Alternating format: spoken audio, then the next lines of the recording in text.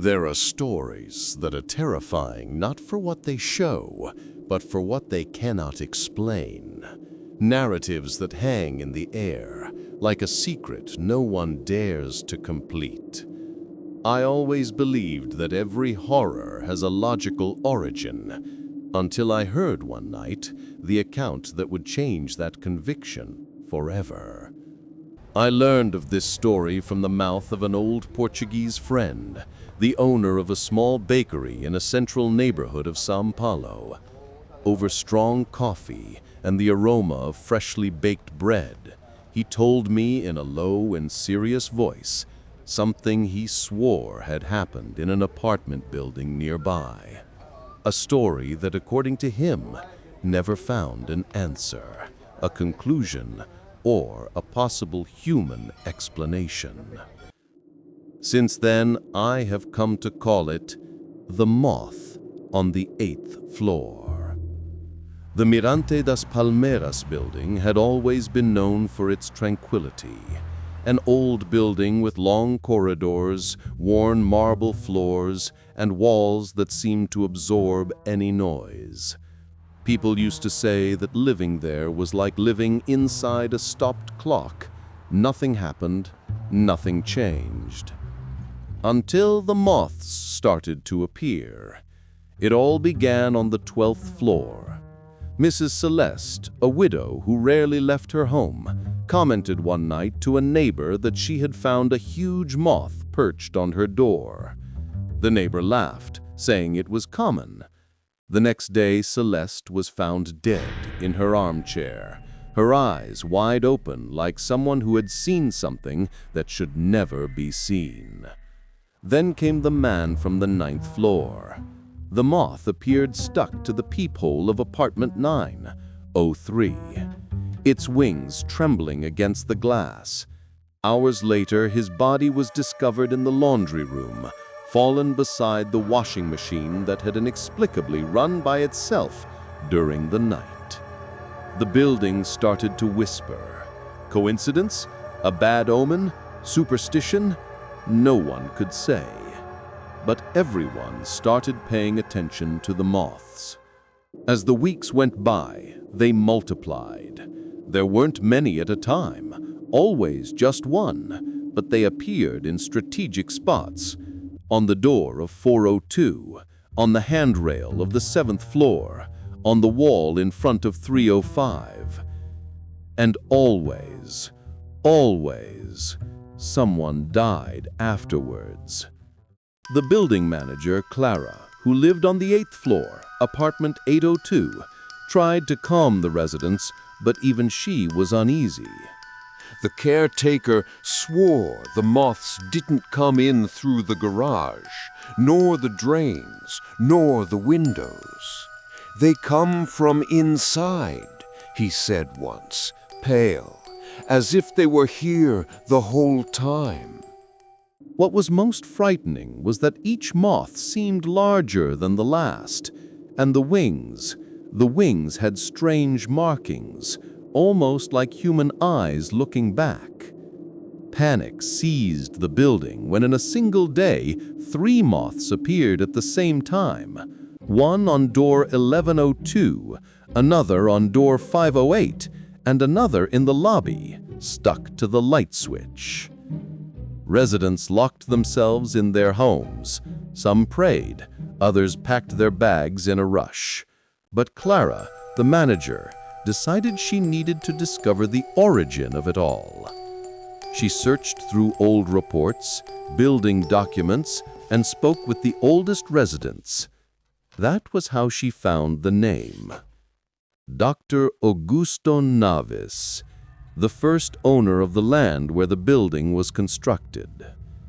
Naves was an entomologist, an insect specialist. He had worked for years on experimental mutations in nocturnal moths. He had vanished without a trace shortly before the building began construction. The documents stated that his laboratory was located exactly where the underground garage was today. Clara felt a shiver run down her spine. She went down to the garage, determined to check what was down there. She searched every corner of the basement, opened old storage rooms, overturned dusty boxes, inspected pipes, shone her flashlight through narrow cracks, but she found absolutely nothing. no cocoon, no trail, no trace of where the moths could be coming from. As for Dr. Augusto Naves, he seemed like a historical ghost.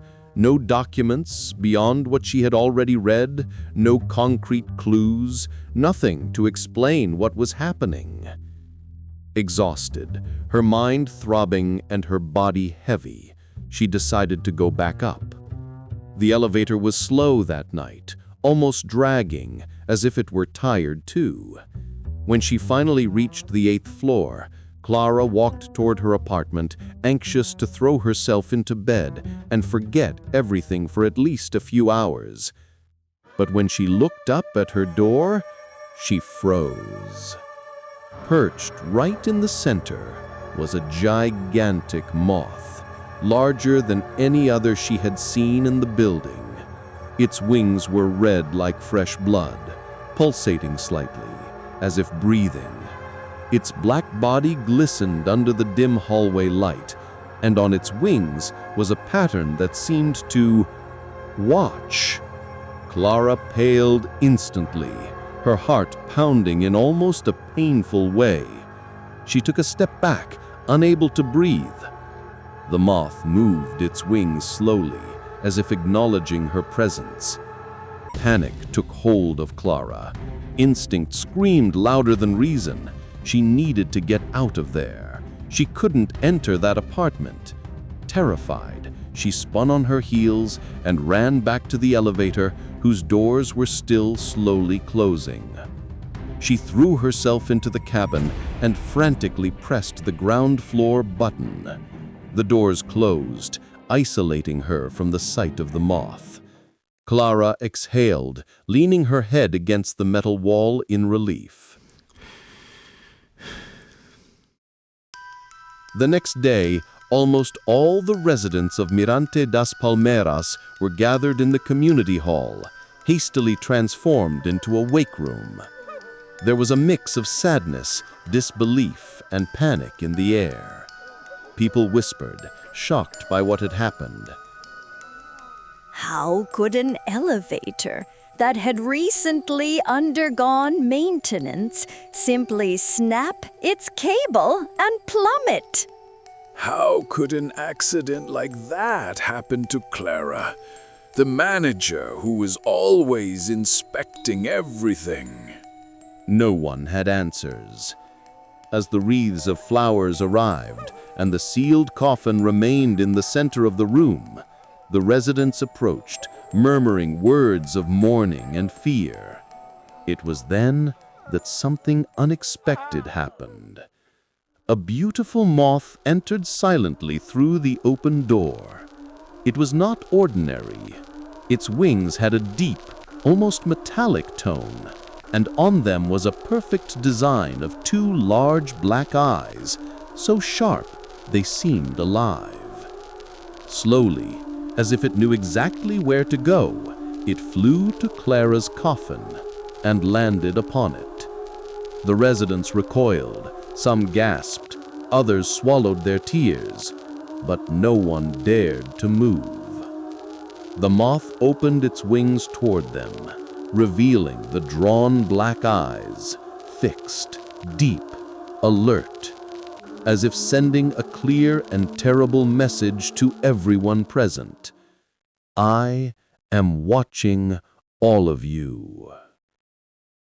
And so, what did you think of this story? If it gave you the chills, tell me here in the comments what other urban legends, unexplained mysteries, or dark tales you want to see in the next videos. Your suggestion could become the channel's next story. Don't forget to leave a like, share with someone who loves a good horror story, subscribe to the channel, and turn on notifications. This helps a lot and ensures you won't miss any of the upcoming tales.